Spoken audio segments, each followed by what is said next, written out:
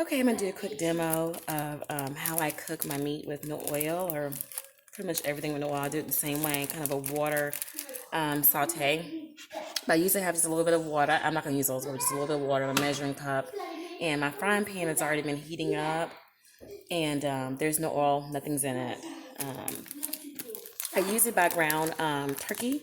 I don't buy organic. I probably should, but this one's, I guess, pretty clean. It says no artificial ingredients, no added hormones, no added steroids, which I'm concerned about the hormones and added antibiotics they give animals and whatnot.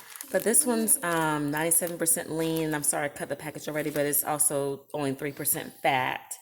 And so I just, open up my meat. And the frying pan's already hot. Throw it in there. And I usually use a fork, but I'm gonna try to be proper and use a potato masher today with y'all. I usually go old school, but I just just start mashing into the frying pan. The frying pan was hot, and kind of break it up a little bit in there. I'm gonna add a little bit of water, just sticking a little bit, just a little bit of water, and I'm gonna just keep mashing it until it cooks, until it's brown.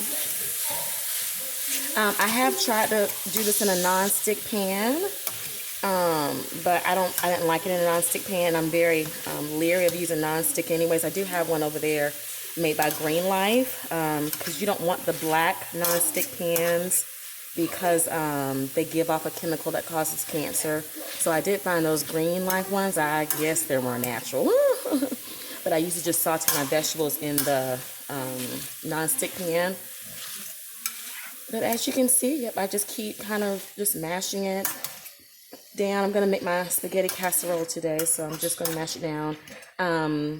But yeah, I don't use oil because it's added calories and added fat. And I read an article a while ago that said that they're finding clogged arteries in children as young as 10.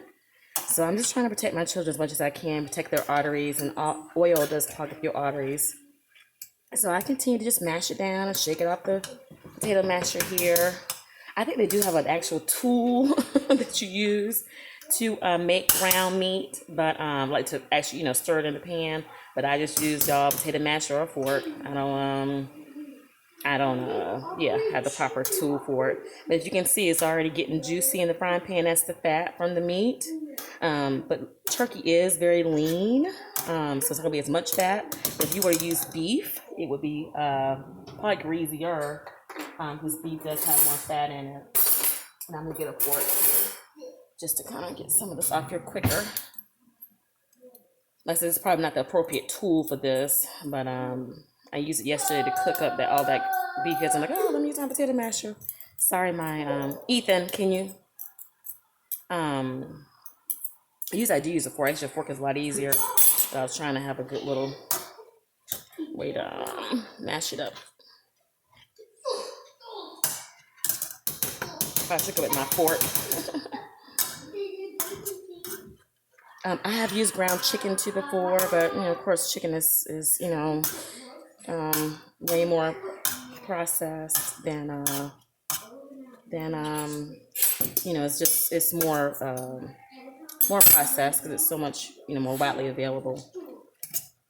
But I'm gonna keep on stirring and until it's all the way cooked. And because I'm making spaghetti, I'm gonna use the jar spaghetti sauce. And if you notice, most every product that's packaged has oil in it. So my kids do get oil when they eat fast food. We eat fast food maybe once or twice a week, 3 times if it's a bad week. I don't feel like cooking. But yeah, they eat burgers. They eat hot dogs and all that stuff that has a little bit of artificial. But yeah, this is pretty much it. So I'm gonna add spaghetti sauce to this. And the spaghetti sauce has oil in it, so the meat will have oil in it. I do not add any extra salt. There is plenty of sodium in spaghetti sauce, so they don't need any more sodium than what's already in there. But yeah, so this is it. And like I said, if you're making taco, like I did yesterday, taco for my kids, I just add ketchup to the meat, and that ketchup has sodium in it, so plenty of flavor and all that good stuff. But yeah, I'm gonna let this simmer, and see, I only added maybe it wasn't even a fourth of a cup of water added to that to get it going. But yes, it produced its own juice, own fat, or whatever you want to call it. But even if you use taco seasoning,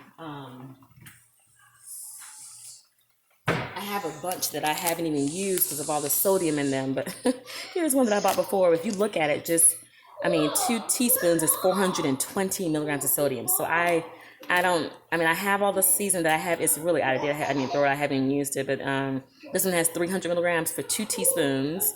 There's 6 teaspoons or 6